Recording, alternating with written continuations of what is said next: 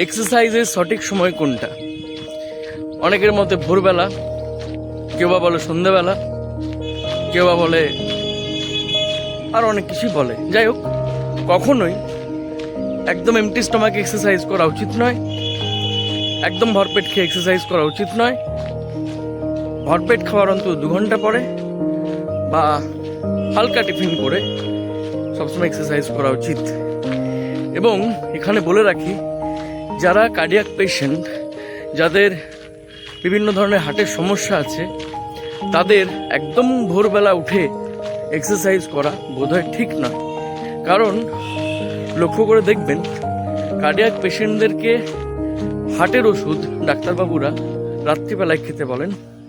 এবং লক্ষ্য করে দেখবেন যে বেশিরভাগ cardiac attack, cardiac arrest, stroke ভোর রাত্রে ঘটে।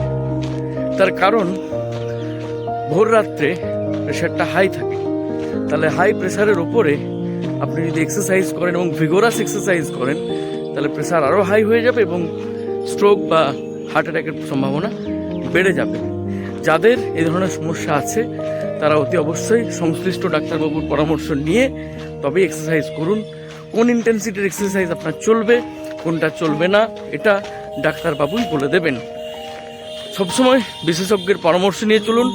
মন্তব্য, মতামত অনেকেই দিতে পারে, এই যেমন আমি দিচ্ছি।